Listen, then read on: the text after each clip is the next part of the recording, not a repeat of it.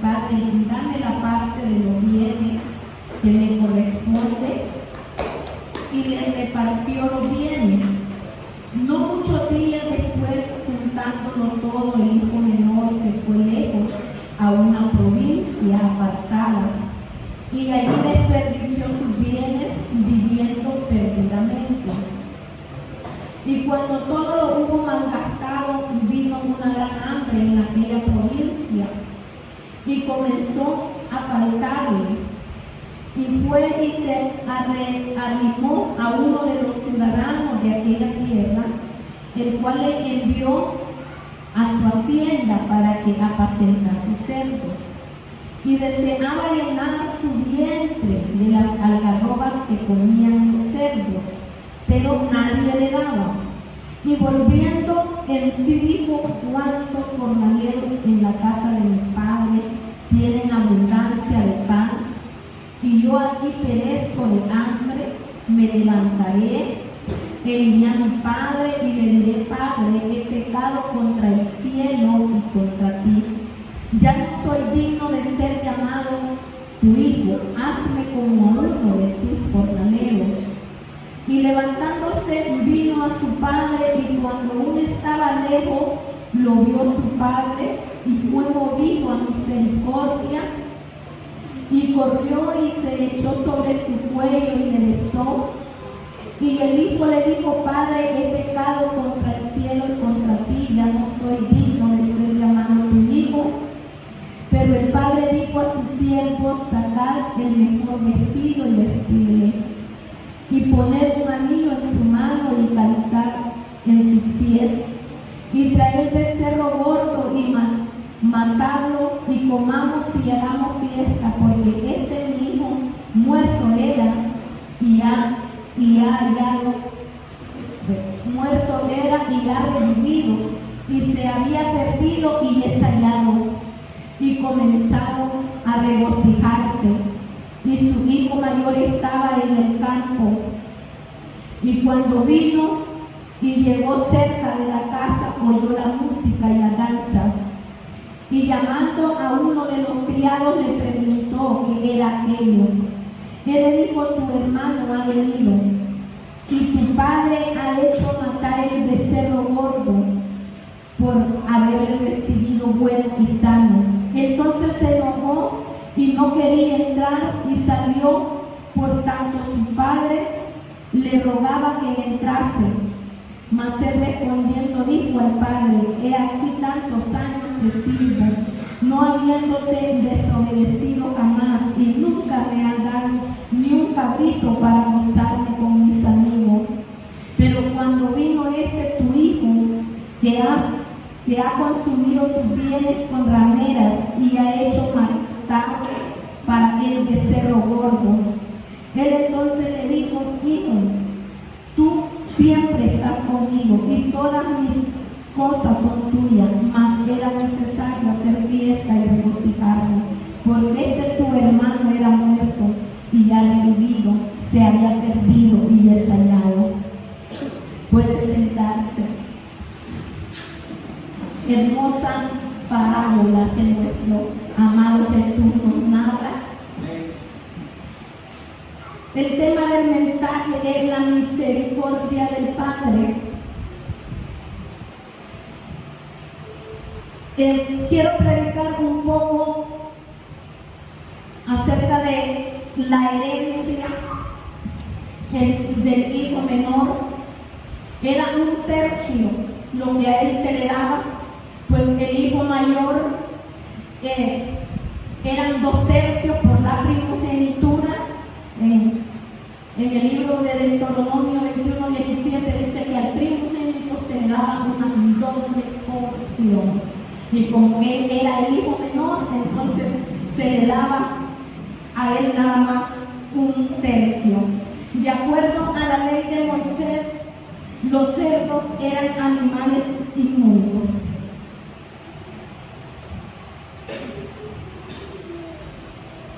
Ahora, quiero hablar de la rebeldía del hijo menor, porque su papá no había muerto muerto todavía. Su padre estaba vivo. Cuando él se acerca a su padre y dice: Padre, yo quiero ya la herencia, dame la herencia. El padre reparte la herencia y dice que él se fue lejos, se llevó todo su dinero. Quiero decirle, amada iglesia, que el hijo pródigo era un hijo inmaduro, todavía no era tiempo de recibir la herencia. Era un hijo que no reconocía la bondad de su padre y no reconocía el amor de su padre. Muchas veces a nosotros el enemigo como que nos pone muy atractivas las cosas del mundo, ¿cierto? Todo lo que tenga que ver con el mundo se mira atractivo. Bueno, quiero decirle, amada iglesia, que este hijo pródigo cayó en el mismo espejismo. Él miraba todo bonito y se va de la presencia del Padre.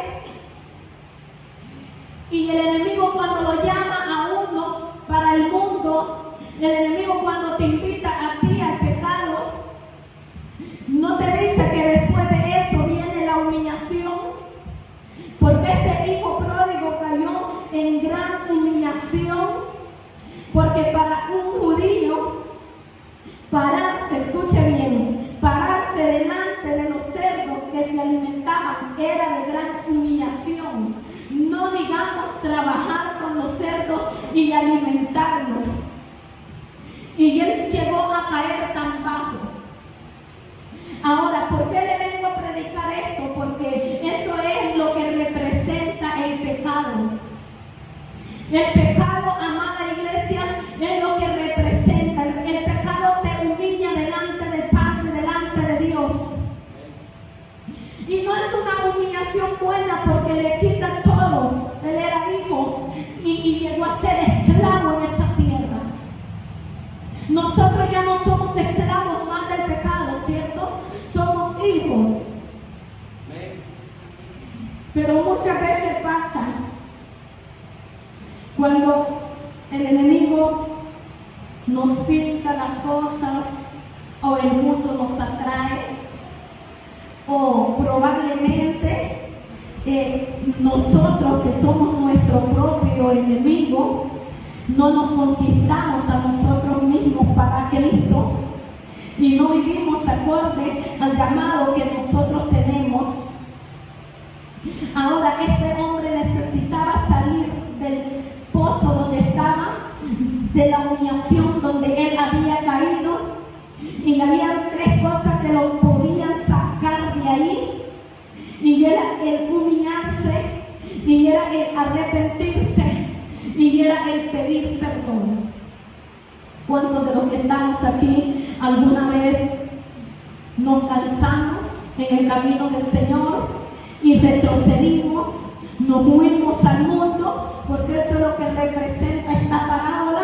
Allá anduvimos en el mundo, pero miramos que el mundo no nos llenaba. En el mundo estábamos vacíos porque el mundo nos llena. En el mundo hay vacío, hay peso, hay carga, porque eso es lo que trae el pecado para el ser humano y luego después la muerte. Y cuando nos vimos así, todos ensuriados, enlodados, con mucha inmundicia, regresamos al Padre y nos acordamos y dijimos, ¿cómo dijo él? Cayó en sí, digo, en la casa de mi Padre hasta los esclavos tienen abundancia de alimento.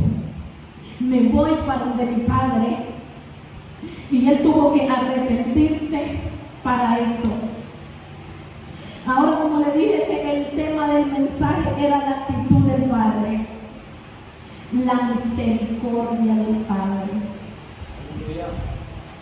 ¿Qué hizo el Padre? No dejó que el Hijo recorriera todo el camino. El Padre salió al encuentro y sin reproche alguno le besó y le perdonó. Amén. Ahora, eso es lo que Cristo hace con nosotros cuando nosotros pecamos delante de Él. Amén. Sin reproche alguno nos sale al encuentro nos perdona. ¿Y qué más hace? Pone anillo, que el anillo representa el sello. Pone el calzado para indicar que ya no es más esclavo. Y el Padre dijo, traigan el mejor vestido.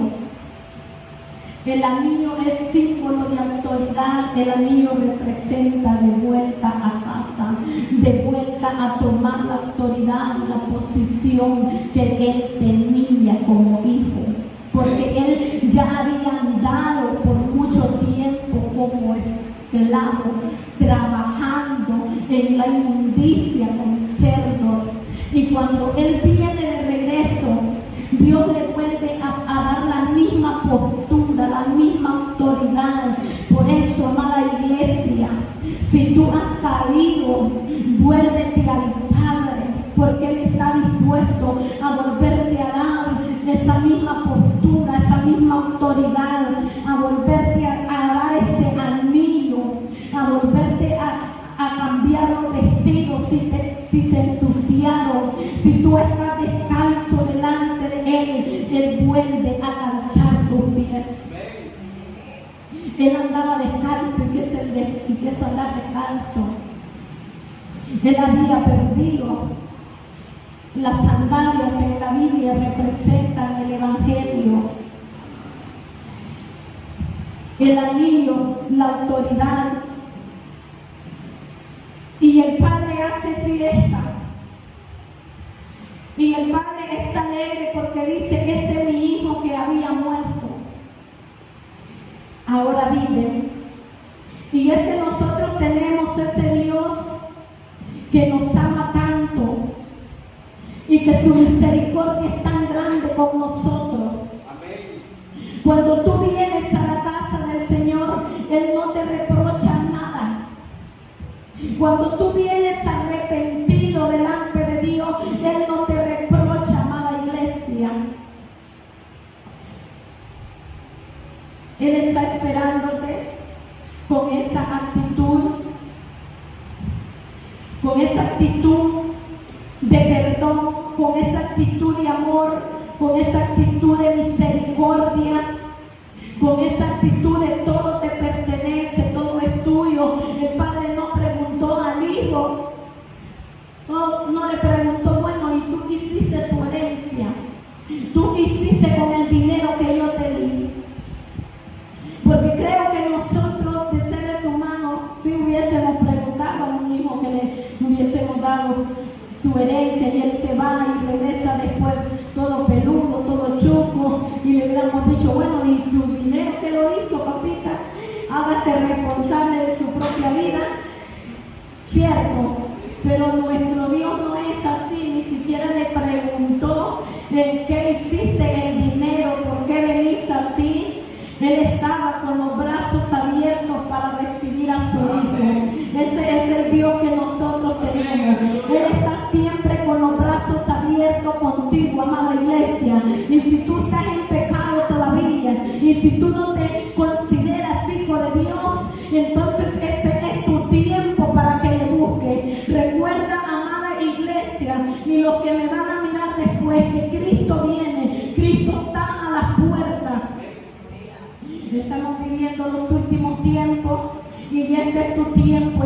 Ya no malgastes tu tiempo, ya no malgastes tu vida, porque ¿qué fue lo que hizo ese hijo pródigo? Malgastó todo lo que tenía en sus manos. A veces nosotros malgastamos el tiempo. Sí, no queremos buscar a Dios, no queremos alinearnos con Dios, malgastamos el tiempo. Él malgastó dinero, malgastamos nuestra propia vida. Usted sabe que cada día que pasa tenemos que acercarnos más al propósito de Dios, pero muchas veces cada día que pasa más bien nos alejamos